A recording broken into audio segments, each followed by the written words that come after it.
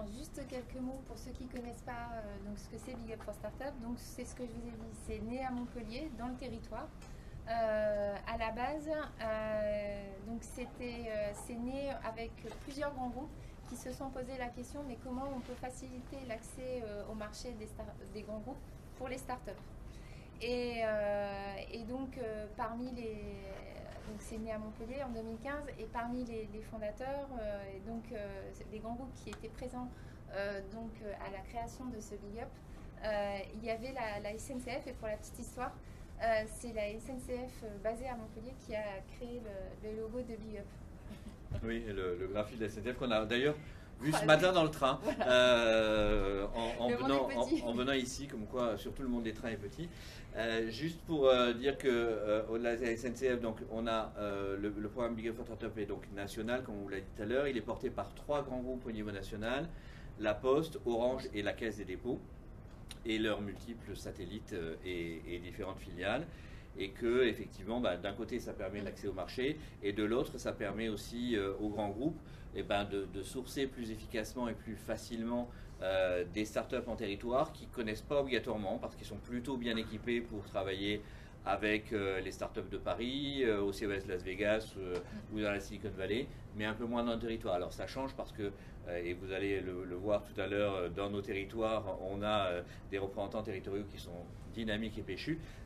Mais malgré tout, il fallait un peu cette notion de multigroupe et de multiterritoire pour arriver à fédérer tout ça. C'est ce qu'on essaie de faire. Et tout ça se fait vraiment avec l'ensemble de l'écosystème du territoire, très clairement, hein, sans les acteurs qui font un travail au quotidien auprès des startups et des PME, le Big Up ne pourrait pas se tenir.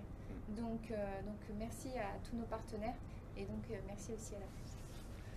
Oui, puisque le côté partenarial est, comme tu disais, très important, parce que Big Up ne vient pas à la place de... Nous ne sommes pas un accélérateur, nous ne sommes pas un incubateur, nous ne sommes pas une pépinière d'entreprise a fortiori, mais donc le fait qu'on vienne sur le territoire et qu'on arrive à essayer de fédérer un maximum de personnes autour de nous permet à un moment donné de donner un coup de booster sur le territoire pour le national et l'international, mais aussi de pouvoir effectivement voilà, faire un point à un moment donné de scintillement, comme on peut le voir sur la photo de Big Up. Mais après, le boulot, il est fait en amont, il est fait en aval, il est fait pendant, il est fait tout le temps par les acteurs du territoire. Et vraiment, c'est essentiel. Et donc, comme vous pouvez le voir sur la slide, donc il y a différents temps forts avant d'arriver à aujourd'hui. On s'est réunis donc plusieurs fois. Et donc aujourd'hui, chaque grand groupe va pitcher ses besoins en termes d'innovation, de collaboration avec les startups PME innovantes. Et à l'issue de ça, donc le 29 de mémoire, je crois que c'est 29, enfin on verra les dates après, mais il y aura une date butoir pour le dépôt des dossiers des startups en ligne sur www.bigupforstartup.com. Et donc à la suite de ça, les grands groupes et l'écosystème se réuniront pour sélectionner justement les startups qui seront reçues en rendez-vous d'affaires et qui pitcheront. Et donc le 14 novembre se tiendra donc les pitchs des grands groupes partenaires au village Basset à Centre-Est, et il y aura donc les rendez-vous d'affaires suivis d'une soirée networking commune donc avec la French Tech et avec le magazine Challenge. Qui fait le sommet des startups le lendemain. Le lendemain. Ce qui est vraiment important à bien noter par rapport à Big Up, c'est la question, la notion de qualification. C'est-à-dire, nous ne sommes pas, tout à l'heure je vous dis, on n'est pas un incubateur, on n'est pas un accélérateur, on n'est pas non plus un programme de networking. On est un programme d'accélération, d'activation de business entre les grands groupes et les startups, ce qui veut dire que les startups qui seront vues en rendez-vous par les grands groupes, c'est pas par hasard. C'est parce que les grands groupes auront analysé leur dossier, qu'ils auront vu les potentialités de travail avec leur propre métier ou filiale, et qu'ils ont décidé de les voir en rendez-vous pour ça et pour creuser un peu les choses. Et vraiment l'intérêt pour la start-up ou la PME qui candidate, c'est qu'avec un seul dossier, elle dépose pour l'ensemble des grands groupes partenaires. Donc il n'y a pas X dossiers à déposer. Vraiment c'est un gain de temps pour la start-up. Et bien sûr, si elle dépose un use case dédié à un grand groupe, ce grand groupe ne sera le seul à le voir, mais tout le reste du dossier sera vu par l'ensemble du grand groupe. Donc il est possible qu'une start-up soit sélectionnée par un grand groupe pour lequel elle n'avait pas candidaté. ça arrive très souvent. Et donc, du coup, petit message pour les startups qui nous voient aujourd'hui ou qui vont nous voir après sur les réseaux sociaux. Travaillez bien votre dossier quand même, c'est pas très long à faire, mais dites bien qui vous êtes, comment vous le faites. On n'est pas obligé de rentrer trop dans les détails techniques, mais vous allez voir dans les dossiers c'est assez simple, mais remplissez-le correctement de façon à donner toutes les chances à votre startup ou PME, hein, c'est très important. On n'est pas que sur des startups, parce que les PME aussi innovantes peuvent participer. Quelquefois, les PME ne se sentent pas obligatoirement start-up et on ne touche pas obligatoirement les mêmes personnes. Mais c'est important que c'est ouvert à tous, on n'a pas de frontières. Donc les grands groupes vont pitcher leurs besoins dans quelques minutes. Mais ce qu'il faut savoir, c'est que vous retrouverez ces besoins sur le site de bigupforstartup.com. Et sur chaque fiche, vous retrouverez un contact mail auquel, si jamais vous avez des questions, vous pouvez adresser vos questions au mail, aux personnes qui ont indiqué leur mail. Et bien sûr, on essaiera de suivre. Alors, nous, le programme Big Up s'arrête au moment où le contact est réellement établi entre le grand groupe et la start-up. C'est-à-dire qu'on n'a pas d'action ou de prise de participation sur les contrats qui seront signés. D'ailleurs, il faut juste dire que c'est quand même gratuit pour les start-up la participation. Ça va de soi, mais ça va toujours mieux en le disant. Parce que nos valeurs, la première valeur, c'est l'efficacité. Et donc, nous, on suit effectivement derrière.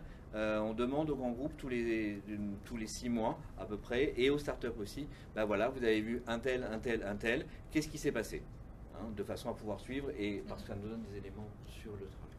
Et tout ça se fait dans cette coopération donc, entre grands groupes, entre startups, PME et institutionnels, clusters, incubateurs, enfin voilà, tout ça dans la bienveillance, parce qu'on n'a pas forcément, l'espace-temps n'est pas forcément le même selon les structures.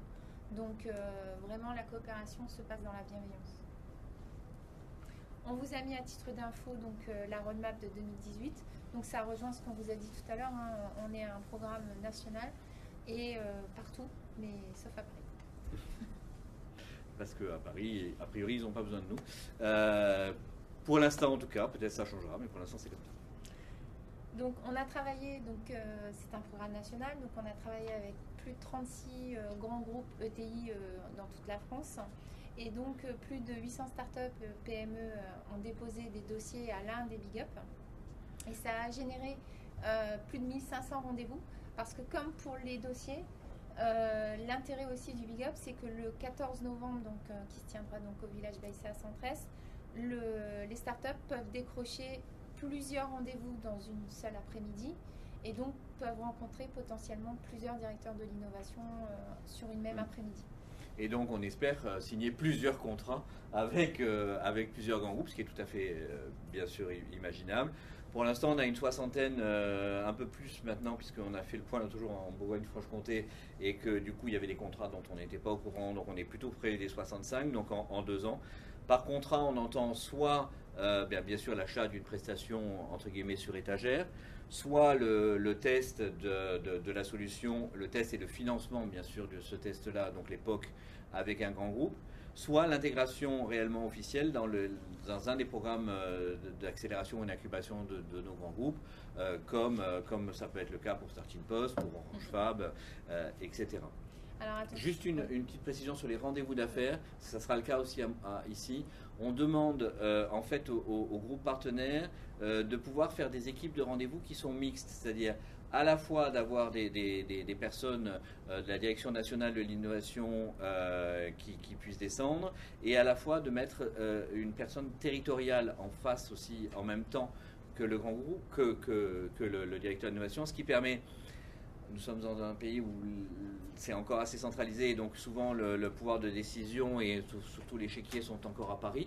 Mais donc c'est bien de pouvoir allier le pouvoir de décision et aussi le pouvoir de maintenir la relation dans la durée avec les responsables territoriaux des grands groupes, parce que vous rencontrez les startups tout le temps et que c'est quand même beaucoup mieux que vous soyez dans...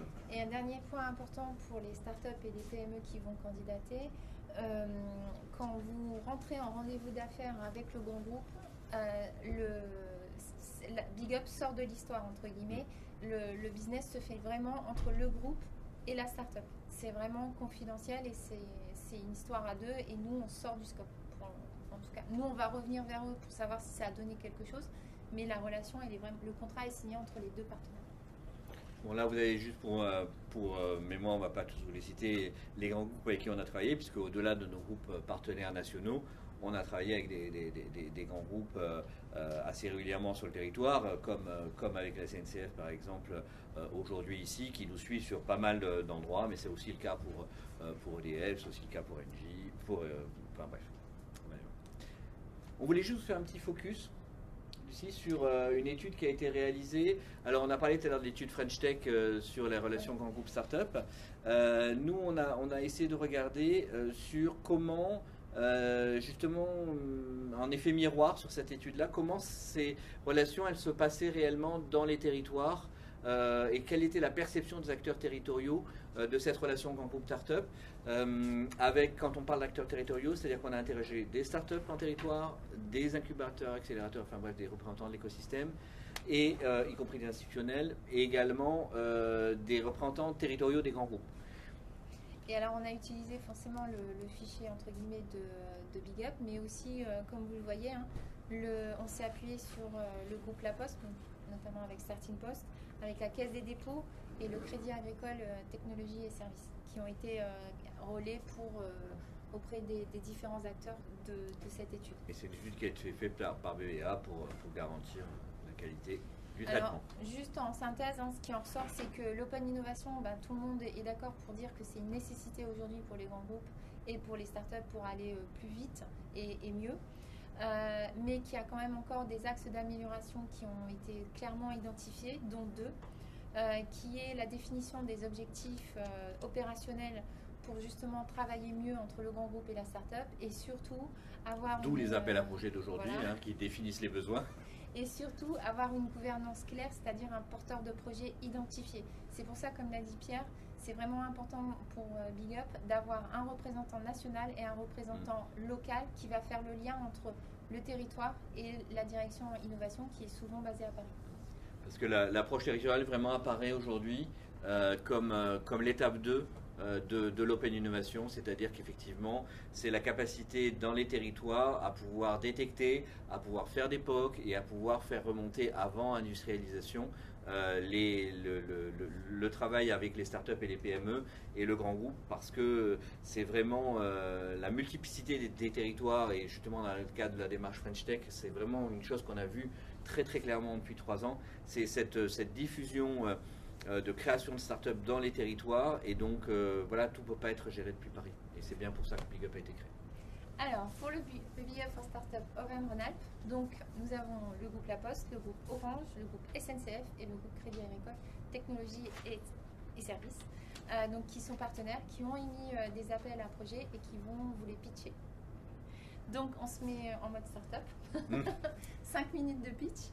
Et puis l'idée c'est vraiment de donner envie à ceux qui regardent de relayer vos appels à projets, donc n'hésitez pas. Voilà. Et encore une fois, les appels à projets sont présents dès maintenant sur le site du groupe sur le site de Big Up, donc vous avez les coordonnées là. Donc juste pour dire qu'effectivement, alors là évidemment ça c'est la slide qui tue à chaque fois, parce que évidemment il y a des logos qui sont pas bons, évidemment il y a des logos qui manquent, évidemment il y a des logos qui sont pas là, mais bon. On disait qu'on travaillait avec l'ensemble de l'écosystème, donc on va démarrer les pitchs des groupes partenaires, et donc on va démarrer. Je peux juste vous poser une question en tant que journaliste. Comment est-ce que vous êtes financé? C'est par vos partenaires? Est-ce que les grands groupes aussi vous donnent une cotisation? C'est les grands groupes qui financent effectivement le programme. Les pitchs aussi? Non, pas du tout. C'est gratuit. C'est gratuit pour l'écosystème. C'est nos grands groupes partenaires qui financent. Très clairement, ce sont ceux-là. Voilà. La Poste, Orange, SNCF, le Crédit Agricole Technologie et Services, plus au national, il y a la Caisse des dépôts. D'accord.